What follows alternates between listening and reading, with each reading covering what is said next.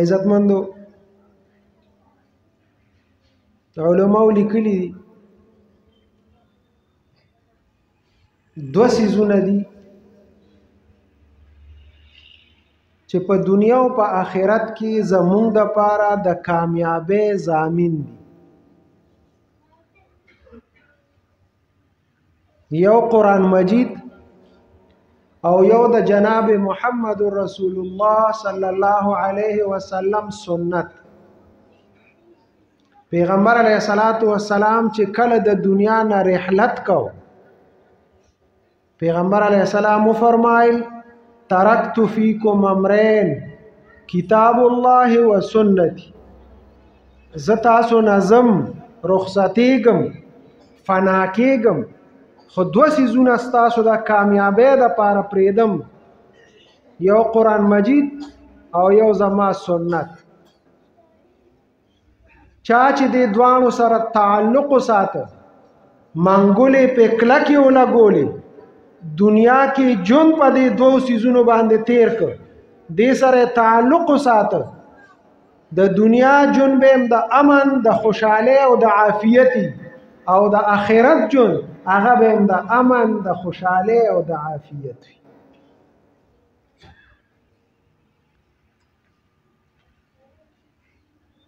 دا ستاسو په دې محله کې نن خوشحالي راغلی، دا خوشحالي د څه شي نه ده؟ دا د قرآن برکت دی چې قرآن مجید ختمونه شوي دي، نو دا غټه خوشحالي راغلی. ډېرې خوشحالۍ وي، د چا د ودونو خوشحالۍ وي، د چا د بچو خوشحالۍ وي، د چا د یو څه، د چا د بل څه، خو د قرآن د ختمونو د خوشحالۍ نه غټه خوشحالي په مخ د ځمکه بله نشته. الله پاک قرآن کې فرمایي چې تاسو خوشحالي کوئ نو په دې باندې وکړئ، د قرآن باندې خوشحاله شي. د خوشحالۍ څیز یو قرآن مجید دی. چا چې دې سره تعلق ساتلی دی، مینه یې ورسره کړې ده، محبت یې ورسره کړی دی، هغه له خدای پاک د دې دنیا کامیابۍ هم ورکړي دي او د آخرت کامیابۍ هم ورکړي دي.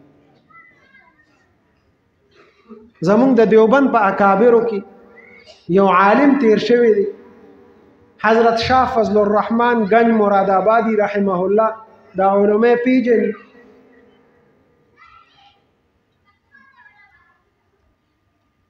یو صوفي مو او عالم مو، هغه په خپله لیکلي دي، وایي زما یو مرید و،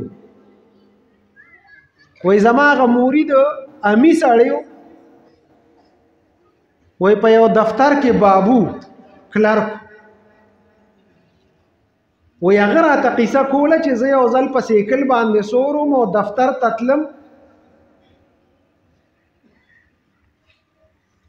لار کې څه خلک ناست وو، جنازه پرته وه، چې زه ور ورسېدم ما ته یې وی چې مونږ ټول په جنازه باندې نه پوهېږو، د مړي په دفن نه پوهېږو، ته داسې شیخ شانتي دا مړی راله دفن کو، دا جنازه راله.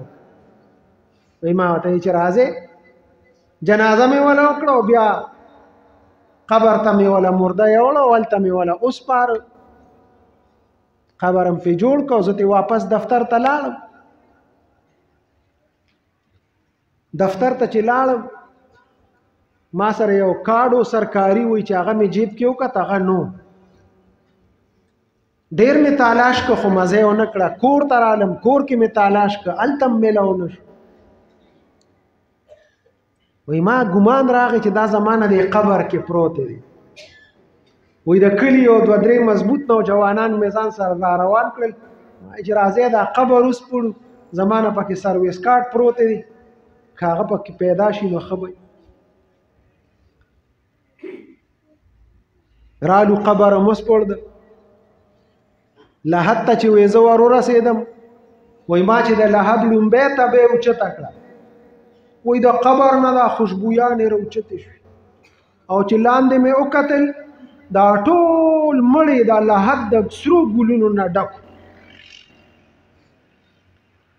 وایي هغه ګلونو کې ما داسې لاس هغه خپل کارډ مې پکې را پیدا کړ. وایي زما نور دغې سره غرض نو چې هر څه دي خپل کارډ مې جیب کې واچو، دوباره مې تبې پې کېښودی او قبر م بند کو، واپس رالم کور. کلي کې مې تپوس وکړ چې دا پرون مړی شوي او دا څوک دي؟ وی چا راته ووایي چې دا زمونږ د محلې نه دی، دا د هغه بلې محلې د هغې یو کس مړ شوی و، هغه پرون جنازه وه. وایي زه ورپسې هلته لاړم هغه کلي ته. تپوس مې وکړ چا راته کور وښود، ما وی چې څه وارثی شته؟ وایي هغوی وی چې د ده هېڅوک نشته، یوه لور یې کور کې ده ماشومه، نور یې څوک نشته. زه کور ته ورغلم، هغه لور سره یې میلاو شو. د هغه لور نه مې معلومات وکړل بچي ستا د پلار څه داسې عمل کو، څه خاص عمل نیک عمل کې کو؟ نو وایي هغه لور یې راته وی چې دا ټوله محله دې کې هندوان دي او سیکان دي او مونږ پکې یو دوه درې کوره مسلمانان یو، خو هسې برای نام مسلمانان یو. مونږ ته د خپل پلار نیکه نه دا خبره را روانه ده چې مونږ مسلمانان یو، دا سیکان دي او دا هندوان دي. نور نه مونږ مونځ پیژنو، نه کلمه پیژنو، نه اودس پیژنو، نه بل څه پیژنو، خو مسلمانان یو، په نسب را روان مسلمانان یو. وی ما ورته وی چې ستا د پلار څه داسې؟ هغې چې سړي له مونځ نه ورځي، یو سړی په روژه نه پیږي او نور څه مسلماني شته، هغه به څه عمل کړي؟ وی نه بیا هم تا ته به پته وي لورې عمر یې د سره څه خو داسې خاص عمل به یې و، څه ناشنا شانتې راته ووایه. نو وی هغه لورې داسې سوچ وکړه او بیا یې ووایي چې نور خو څه نو، خو مونږ کره یو زوړ کتاب پروت دی او زما دا پلار چې به سهار مزدورۍ لته نو هغه کتاب به یې راواغش، هغه به یې داسې مخ سره سترګو سره ولګو او دومره الفاظ به یې ووایي چې زار قربان، بس دغه الفاظ به یو، بیا به کتاب کېښودو. ما ورته ویل چې بچې ته کتاب راکړه چې دا څه دا ګرنت دی که څه بل کتاب دی، انجیل دی، تورات دی، څه شی دی؟ یا کتاب یې راواغېږ داسې یو زړه کپړه کې خاورو کې پروت و. وایي چې ما وکته کولو مې که هغه قرآن مجید و. وایي ما زړه کې ووی چې دا د قبر خدای پاک د ګلونو ډک کړی دی، دا صرف او صرف دقه وجه وه چې دا قرآن راغشته سترګو سره به یې لګو، دغومره نسبت یې ورسره و، الله د قبر د ګلونو نه ډک. اوس تاسو ووایئ چې دې ماشومانو قرآن ویلی دی، دا به سبا انشاءالله حافظانی، دا به علما وي، انشاءالله دا به نیکان او صالحان خلک. دغسې د دوی استادانو ورسره لوی محنت کړی دی، د دوی والدینو به ډېر محنت کړي، د محلې والا به په دې جومات کې ډېر صبر او تحمل کړي چې خیر دی واړه دي هر څه چې کوي دی، خو چې قرآن ووایي ډېر صبر به یې کړي وي، ډېر تحمل به یې کړي وي، سختې او تکلیفونه به یې برداشت کړي. قرآن سره چې دغسې خلکو دغسې نسبت وي چې هغه له به خدای پاک څه ورکوي. یا عزتمند د قرآن سره تعلق وساتئ. د چا چې قرآن سره څه ناسه نسبت وي انشاءالله دا مونږ ته د کتابونو نه ثابته ده، دا د دې مشرانو د واقعاتو نه مونږ ته ثابته ده چې خدای پاک د هغوی قبر هم روښانه کوي، په میدان حشر کې به هم دا قرآن رڼا وي، په پل صراط به هم رڼا وي. انشاءالله قرآن سره مینه کوئ، قرآن سره محبت کوئ.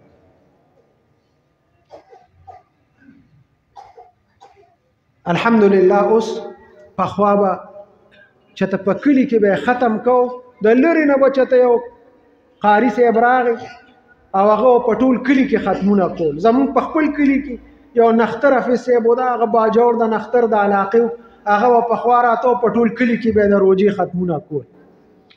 اوس الحمدلله حافظانو ته نمبر نه میلاویږي، یو وایي زه به یوه سپاره وورم، بل وایي زه به یوه سپاره وورم، کور په کور کوڅه په کوڅه الحمدلله حافظان او عالمان.